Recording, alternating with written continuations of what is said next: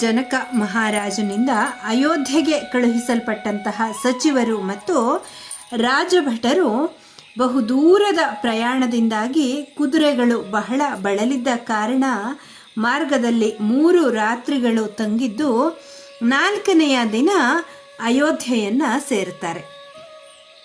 ದಶರಥ ರಾಜನ ಅರಮನೆಯ ಬಾಗಿಲಿಗೆ ಹೋಗಿ ತಾವು ಜನಕರಾಜನಿಂದ ಕಳುಹಿಸಲ್ಪಟ್ಟಿರುವುದಾಗಿಯೂ ದಶರಥ ರಾಜನನ್ನು ಒಡನೆಯೇ ಕಾಣಬೇಕಾಗಿದೆ ಎಂದು ದ್ವಾರಪಾಲಕರಿಗೆ ಹೇಳಲು ಆ ದ್ವಾರಪಾಲಕರು ಹೋಗಿ ದಶರಥ ರಾಜನಿಗೆ ಇವರು ಬಂದಂತಹ ಸಮಾಚಾರವನ್ನು ನಿವೇದಿಸ್ತಾರೆ. ದಶರಥ ರಾಜನು ಜನಕನ ಸಚಿವರುಗಳನ್ನು ರಾಜಭಟರುಗಳನ್ನು ಮರ್ಯಾದೆಯಿಂದ ಅರಮನೆಯೊಳಗೆ ಕರೆತರುವಂತೆ ತನ್ನ ದ್ವಾರಪಾಲಕರಿಗೆ ಆಜ್ಞಾಪಿಸ್ತಾನೆ. ದ್ವಾರಪಾಲಕರ ಜೊತೆಯಲ್ಲಿ ಅವರೆಲ್ಲರೂ ಸಭಾ ಮಂಟಪವನ್ನು ಪ್ರವೇಶಿಸಿ ಅಲ್ಲಿ ಸಿಂಹಾಸನಾರೂಢರಾಗಿದ್ದಂತಹ ದೇವ ಸದೃಶನಾಗಿದ್ದ ದಶರಥ ರಾಜನನ್ನು ಸಂದರ್ಶಿಸ್ತಾರೆ. ಶುಭ ಸಂದೇಶವನ್ನು ತಂದಿದ್ದರಿಂದಲೂ ದಶರಥ ರಾಜನ ಸೌಜನ್ಯದಿಂದಲೂ ನಿರ್ಭಯರಾಗಿ ವಿನಮ್ರರಾಗಿ ದಶರಥನಿಗೆ ಮನೋಹರ ಅಕ್ಷರಗಳಿಂದ ಕೂಡಿರುವಂತಹ ಈ ಮಾತುಗಳನ್ನು ಹೇಳಲಿಕ್ಕೆ ಮುಂದಾಗುತ್ತಾರೆ. ಮಿಥಿಲಾಧಿಪತಿಯಾದ ಸಕಲ ಪ್ರಜೆಗಳಿಗೂ ಸುಖವನ್ನು ಉಂಟು ಮಾಡುತ್ತಿರುವ ಜನಕ ಮಹಾರಾಜನು ಅಗ್ನಿಹೋತ್ರ ಸಹಿತನಾದ ಉಪಾಧ್ಯಾಯ ಪುರೋಹಿತಯುಕ್ತನಾದ ಮತ್ತು ಭೃತ್ಯ ಸಮೇತನಾಗಿರುವ ನಿನ್ನ ಕ್ಷಯರಹಿತವಾದ ಕುಶಲವನ್ನು ಅವ್ಯಯವನ್ನು ಅತಿ ಸ್ನೇಹಯುಕ್ತವಾದ ಅತಿ ಮಧುರವಾದ ಮಾತಿನಿಂದ ಬಾರಿ ಬಾರಿಗೂ ಕೇಳಿದ್ದಾನೆ. ಮಿಥಿಲಾಧಿಪತಿಯಾದ ಶಾಂತನಾದ ವಿದೇಹ ರಾಜನು ನಿಮ್ಮ ಕುಶಲವನ್ನು ಕೇಳಿದ ನಂತರ ವಿಶ್ವಾಮಿತ್ರರ ಅನುಮತಿಯೊಡನೆ ನಿಮಗೆ ಈ ಮಾತುಗಳನ್ನು ಹೇಳುವಂತೆ ಹೇಳಿದ್ದಾನೆ. ನನ್ನ ಮಗಳು ವೀರ್ಯಶುಲ್ಕಳು ಎಂದು ನಾನು ಮಾಡಿದ್ದ ಪ್ರತಿಜ್ಞೆಯು ಸರ್ವತ್ರ ವಿದಿತವಾಗಿದೆ. ಆ ವಾರ್ತೆಯನ್ನು ಕೇಳಿ ಕೋಪಗೊಂಡು ನಿರ್ವೀರ್ಯರಾದಂತಹ ಅನೇಕ ರಾಜರು ತಮ್ಮ ಪರಾಕ್ರಮವನ್ನು ತೋರುವ ಸಲುವಾಗಿ ವಿದೇಹ ಬಂದು ವೀರ್ಯದ ಪರಿಮಿತಿಯನ್ನು ಅಳೆಯಲು ಸಿದ್ಧಪಡಿಸಿದಂತಹ ಧನುಸ್ಸನ್ನು ಮೇಲಕ್ಕೆತ್ತಲು ಸಮರ್ಥರಾಗದೆ ಪರಾಂಗುಖರಾಗಿ ಹೊರಟು ಹೋದರು. ಈ ವಿಷಯವು ನಿನಗೂ ತಿಳಿದಿದೆ. ವೀರ್ಯಶುಲ್ಕಳಾದ ನನ್ನ ಮಗಳು ನನ್ನ ಅದೃಷ್ಟ ವಿಶೇಷದಿಂದ ವಿಶ್ವಾಮಿತ್ರರೊಡನೆ ನನ್ನ ಅರಮನೆಗೆ ಆಗಮಿಸಿರುವ ನಿನ್ನ ಮಕ್ಕಳಿಂದ ಜಯಿಸಲ್ಪಟ್ಟಳು.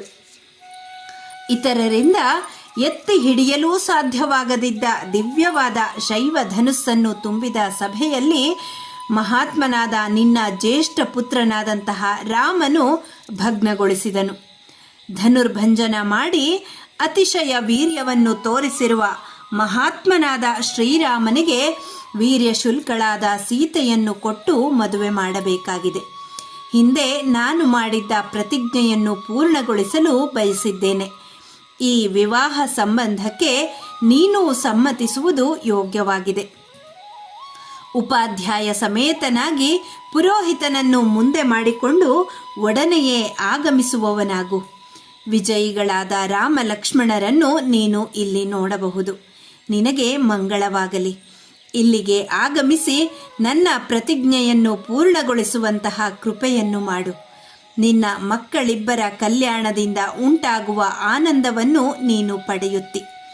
ಮಹಾರಾಜ, ವಿದೇಹಾಧಿಪತಿಯಾದಂತಹ ಜನಕನು ವಿಶ್ವಾಮಿತ್ರರ ಅನುಮತಿಯನ್ನು ಪಡೆದು ಶತಾನಂದರ ಅಭಿಪ್ರಾಯವನ್ನೂ ತಿಳಿದು ನಾವು ಹೇಳಿರುವ ಸುಮಧುರವಾದಂತಹ ಮಾತುಗಳನ್ನು ನಮ್ಮೊಡನೆ ಹೇಳಿ ಕಳಿಸಿದ್ದಾನೆ.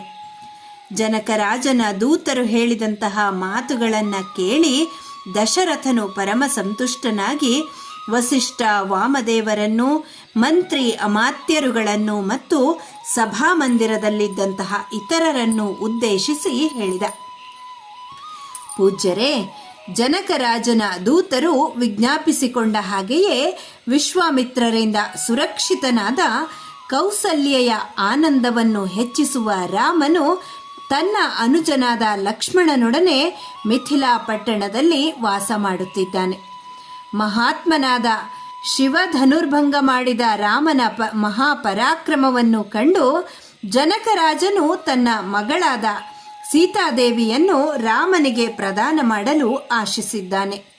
ಜನಕರಾಜನೊಡನೆ ನಾವು ಮಾಡಲಿರುವ ಈ ವಿವಾಹ ಸಂಬಂಧವು ನಿಮ್ಮೆಲ್ಲರಿಗೂ ಯುಕ್ತ ಎನಿಸಿದರೆ ನಾವೆಲ್ಲರೂ ವಿಳಂಬ ಮಾಡದೆ ಮಿಥಿಲಾ ಪಟ್ಟಣಕ್ಕೆ ಪ್ರಯಾಣ ಮಾಡೋಣ. ದಶರಥನ ಮಾತುಗಳನ್ನು ಕೇಳಿ ಆ ಸಭಾಮಂದಿರದಲ್ಲಿದ್ದಂತಹ ಮಂತ್ರಿಗಳು, ಋಷಿಗಳು, ಪುರೋಹಿತರು ಏಕಕಾಲದಲ್ಲಿಯೇ ಬಾಢಂ ಹಾಗೆಯೇ ಆಗಲಿ, ಒಡನೆಯೇ ಪ್ರಯಾಣ ಮಾಡೋಣ, ಜನಕರಾಜನೊಡನೆ ಸಂಬಂಧ ಮಾಡುವುದು ಸೂಕ್ತವಾಗಿದೆ ಎಂಬುದಾಗಿ ಹೇಳುತ್ತಾರೆ.